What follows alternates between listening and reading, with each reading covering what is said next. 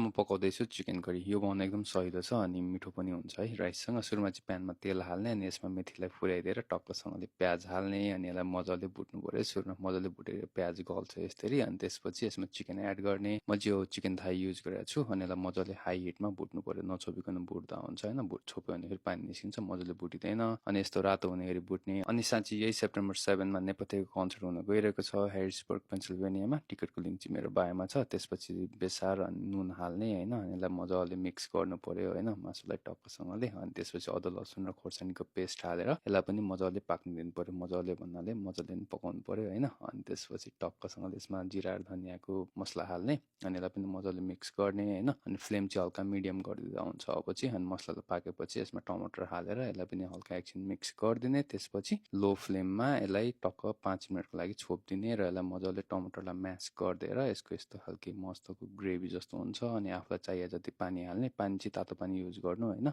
अनि यसमा धनियाँ छर्किने र यो रेडी हुन्छ है त।